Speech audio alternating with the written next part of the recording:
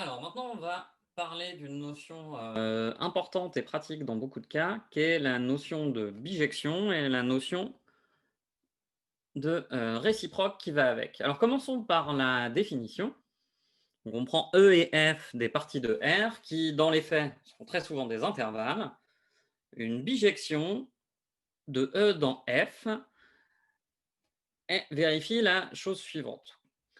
Donc c'est une fonction qu'on a appelée U dans la définition, telle que pour n'importe quel y0 que je choisis dans l'ensemble d'arrivées, donc je peux choisir n'importe quel y0 ici, et je peux toujours trouver une solution à l'équation U de x égale y0, où l'inconnu c'est x, et cette solution, alors vous remarquerez qu'il y avait une coquille dans le poly, s'appelle x0.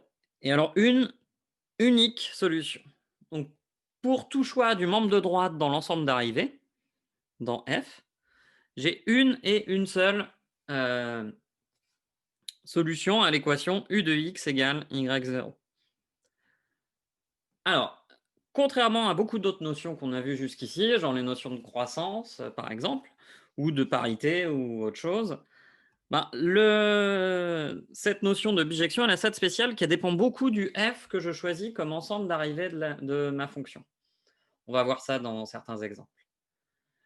Et donc il faut faire attention à ça. Parfois, on peut varier f ou varier e pour une fonction u qui serait définie par une même formule, par exemple, et changer son caractère bijectif ou pas. Alors, on va voir un exemple ensemble qui est très important. Alors, exemple. Considérons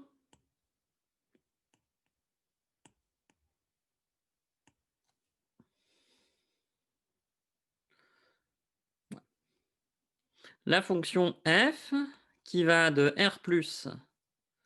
Oh, je vais l'écrire en toutes lettres, ce sera mieux. Donc de 0 plus l'infini dans 0 plus l'infini, qui à x associe x puissance n. Donc montrons que f est une bijection. Alors pour ça, on va voir un truc qui est assez commun, et en fait ça va se personnifier dans le théorème qui suit. Il y a deux parties. Souvent dans montrer que c'est une bijection, il y a une partie montrer que pour tout y, il existe une solution. Et souvent, cette partie-là, elle va reposer sur la continuité. Et il y a une partie montrer que cette solution est unique.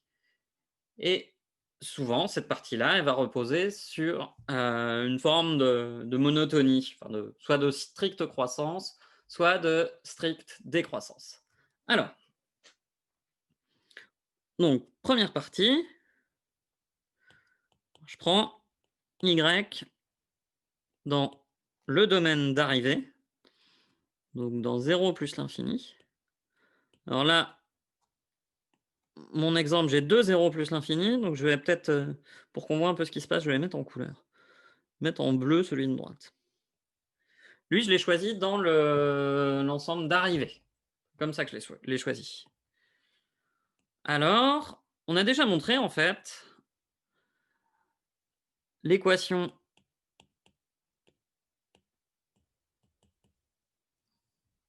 f de x égale y. Alors, j'ai dit que je l'appelais y0. Égale y0 à au moins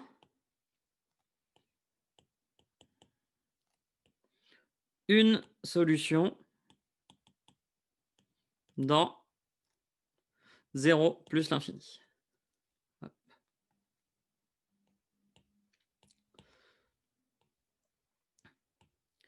Et ça, on l'avait montré dans la vidéo sur le théorème des valeurs intermédiaires. Donc là, on a montré qu'il y avait au moins une solution que j'appelle alors une solution, je vais lui donner un nom.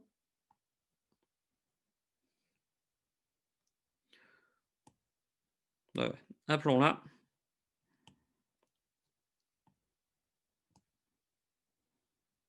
Alors oui, essayons de voir pourquoi est-ce que cette solution est unique. De plus, la fonction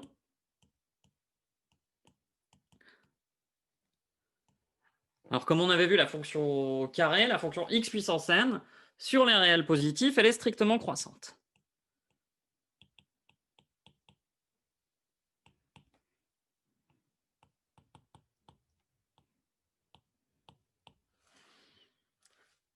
Si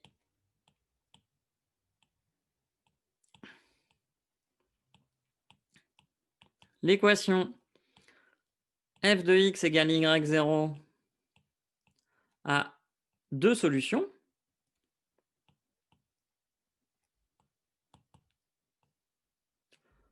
x1 et x2, distinctes, alors soit x1 est plus petit que x2, ou alors x1 est plus grand que x2.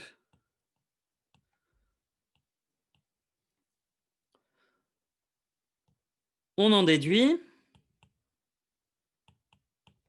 que, alors si la première alternative est vraie, comme f est strictement croissante, ça me dit que f de x1 est plus petit que f de x2, strictement, ou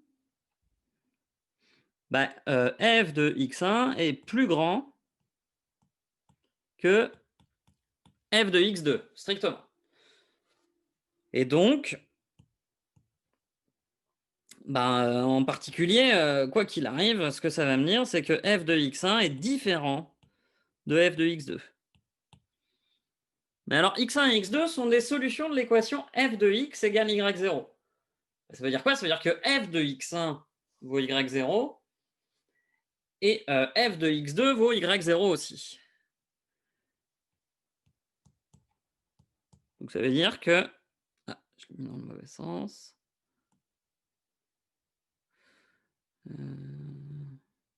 Oui, je voulais la gomme.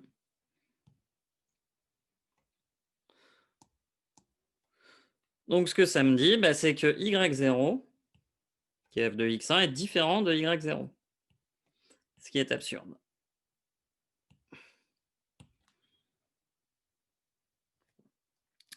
Donc je peux pas avoir deux solutions distinctes, donc j'ai forcément une et une unique solution. Donc f est une bijection. Donc là,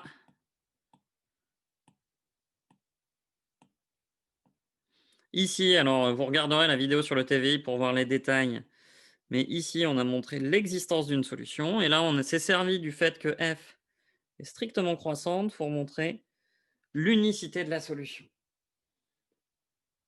En particulier, on avait besoin de ça pour définir, je ne sais pas si vous vous rappelez, la racine énième. On avait dit que racine énième de y, pour y un réel, c'était l'unique solution x de l'équation x puissance n égale y. Là, maintenant, on a bien montré que cette équation avait une unique solution.